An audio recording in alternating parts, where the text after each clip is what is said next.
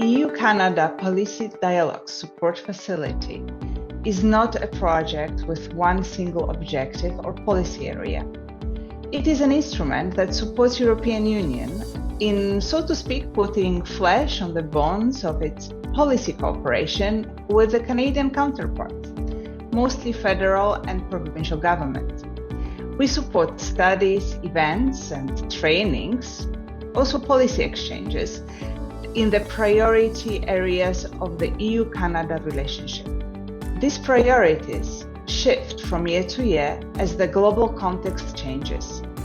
Since 2019, we have worked on dozens of issues, like sustainable agriculture, migration, clean tech, or critical raw materials.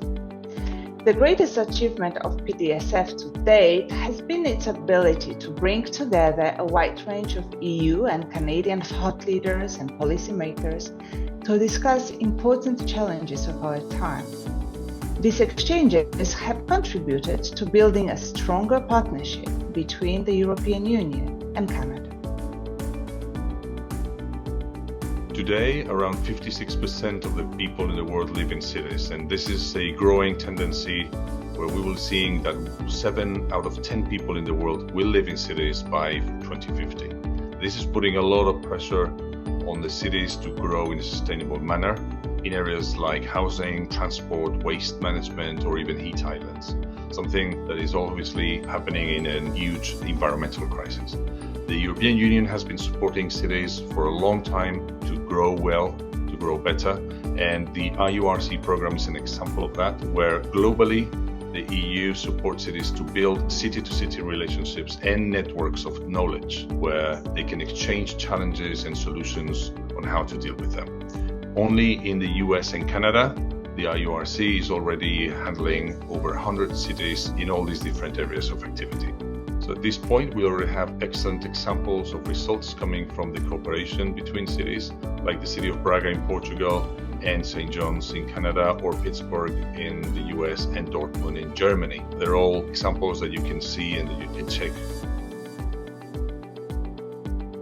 So the international outreach for a human-centric approach to artificial intelligence, in short, InTouch AI, was set up to support the European Commission in promoting the responsible development of trustworthy AI based on EU values at a global level. The main goal of the InTouchAI.eu project is actually to promote the European approach to human-centric AI at the global level. So we do support the cooperation between the EU and like-minded partner countries, including in particular Canada, where we have actually started a series of workshops on human-centric AI, and we have been conducting mapping of the landscape on artificial intelligence. And we also support multilateral and multi-stakeholder cooperation through events and regulatory convergence activities. So one of our greatest achievements is the direct support we've provided to some of the key partnerships of the EU with like-minded partners on AI. So the EU-US Trade and Technology Council is, for example, a crucial platform for the EU and US discussions on things like AI. And here InTouch AI has been, and we are instrumental in implementing and developing the TTC's joint roadmap on trustworthy AI and risk assessment. The Low Carbon and Circular Economy Business Action, or LCBA in Canada, is a program of the European Union that supports cooperation between European and Canadian companies to achieve the green transition in line with the commitments from the Paris Agreement and the European Green Deal. We exist because the European Union recognizes that the private sector plays a fundamental role in meeting these commitments. We work with Canadian companies in the highest emitting sectors to identify entry points for European innovation. We also help these EU innovators develop and implement their solutions and measure the benefits generated by the solutions. We are match builders, business facilitators, and collaborators. We bring businesses together using a challenge pitch approach. We work with Canadian companies to pre-identify market needs. Then we invite EU companies to apply to pitch their solutions to these challenges. Once there is an interest to pursue collaboration, we provide technical assistance to help the partners develop their business objectives. Since the project started in 2020, we delivered 68 unique challenges and received applications from nearly 150 EU companies interested in entering the Canadian market. The matches we generated amount to a total potential revenue of more than 155 million euros, and these numbers keep growing. I believe our most important contribution is the information we are gathering, the market intelligence that will help projects of this kind be more successful in the future. We are learning what sectors of the Canadian economy are more receptive of European innovation, or which types of Canadian companies are most interested in advancing partnerships. But one of our greatest achievements has been to connect Canadian stakeholders with examples of the vast clean tech innovation available in the European Union. We are proud of the work we do to remind Canadians that the European Union is a great partner in the fight against climate change. Our project aims to build awareness and understanding around the European project and the EU-Canada partnership amongst Canadians, and to strengthen the EU's ability to engage with different audiences and targeted stakeholders across Canada. We are implementing various strategic public diplomacy, communication, and cultural activities in Canada, aiming to engage with various audiences in a more meaningful way on issues that resonate most at local level.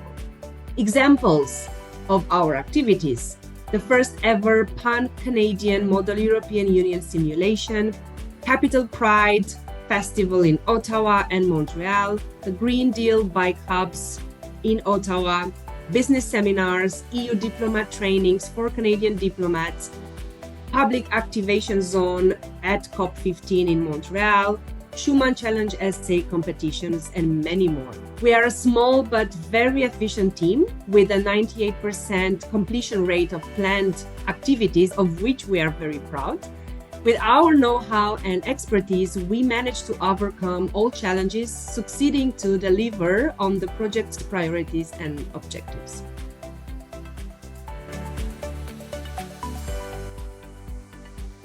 Our project was about amplifying efforts already underway in Canada to reduce plastic waste and create a circular economy. We went about achieving this in two ways. First, bringing to light EU strategies, best practices, and technologies in areas where Canada is looking for solutions. And second, by expanding networks between Canadian and European governments, advocacy groups, and industry sectors part of the plastics value chain. We also focused on in-country priorities and topics reflected in the Canadian National Plan, which made it easier to rally partners and participants to our activities and events. We delivered webinars on technologies and business models, in-person events, including a national symposium on reuse and the first ever continental workshop of the Americas Plastic Pacts, online training sessions on green procurement, a study tour to Europe, and also a communications campaign. Our technical reports and fact sheets and recordings are also publicly available on websites. Through these activities, we reached well over 1,000 Canadian stakeholders. The success of our project can be attributed to the partnerships with leading Canadian organizations and the top-notch participation of over 160 leaders in this field from Europe, who keenly shared their experiences throughout the project. Post-project feedback has been very positive, and we continue to hear of ongoing exchanges between stakeholders and them consulting our reports. Our project supports actions to reduce black carbon emissions from specific source sectors impacting the Arctic. The project's main objectives are focused on stakeholder engagement at the national, regional, international levels, awareness raising, knowledge sharing, and expert analysis to support international policy development. Activities we've organized include a training program in conjunction with the United Nations Environment Program on black carbon and methane emission reductions from the oil and gas sector with Central Asian countries such as Kazakhstan and Uzbekistan. In addition, we've organized side events and panel discussions in conjunction with the International Maritime Organization meetings while working with the Canadian Office of the Inuit Circumpolar Council and the Clean Arctic Alliance on reducing emissions from shipping impacting the Arctic. Upcoming activities include a large US-Canada stakeholder consultation meeting in Washington, D.C., and development of social economic analysis, as well as compilation of international black carbon methane emissions reports. A major highlight has been the strong collaboration established between Canada, US, and Finland on wildfires. The timing could not have been better with the unprecedented number of wildfires this year, and there's been a very high level of interest. 3 wildfire webinars have attracted hundreds of participants from more than a dozen countries. The CETA 5th Anniversary Project is funded by the European Union to promote and support the implementation of the Comprehensive Economic and Trade Agreement between the EU and Canada, or CETA, which entered into force provisionally in September 2017. The project aims at expanding the trade and investment opportunities for European businesses in Canada by raising public awareness and understanding about the benefits of CETA. On behalf of the European Union, GOPA Worldwide Consultants and GOPA.com are providing 3 types of interconnected services. First is event management. In 2022, we organized a high-level hybrid event in Brussels to mark CETA's 5th anniversary. We are also organizing a series of webinars on key topics related to CETA. Second, we are providing technical support in the form of specialized trade-related studies for use by the European Commission. And third, we are supporting the EU's communication and outreach efforts by developing materials like thematic fiches, success story videos, and social media posts. Our greatest achievement has been to show that CETA not only delivers in economic terms, but also provides the regulatory framework for a broad range of relations between the EU and Canada in areas that support the green and digital transitions.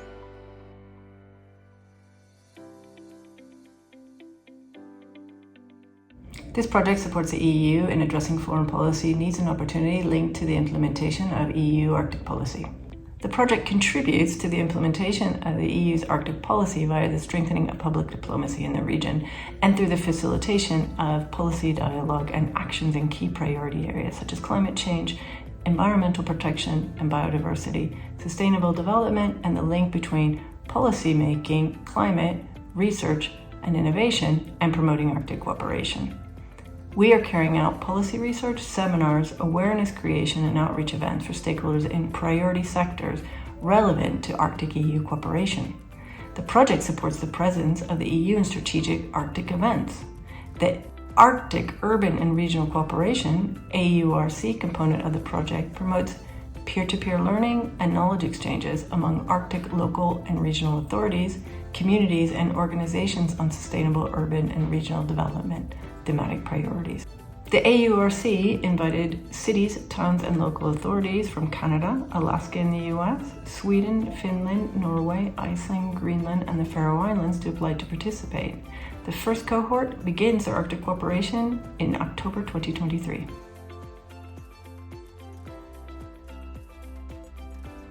As a partner to the Global Covenant of Mayors for Climate and Energy, we are convening the GCOM Canada Implementation Cohort. This is a training and collaboration program designed to help Canadian GCOM members in the implementation of bold climate mitigation and adaptation plans. And as the North American representative board member on the Global Covenant of Mayors for Climate and Energy, I act as an ambassador for urban climate action. My goal is to help guide my fellow municipalities towards ambitious emissions reduction goals and help Canada's national government meet the targets of the Paris Agreement. Bridging the gap between planning and implementation is a formidable but necessary step in realizing our climate targets and securing a low-carbon resilient future. Working together, we can help face this challenge by providing implementation support to municipal staff through one-on-one meetings, group trainings, peer collaboration workshops, and tailored deliverables. The challenges faced in implementing these plans are as varied and complex as Canadian municipalities themselves. But together, we can work to break down those challenges into manageable pieces and devise strategies to tackle them head-on.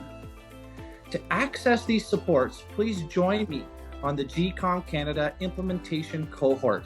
It is time to fully activate the potential of cities to deliver a low-emission and climate resilient future.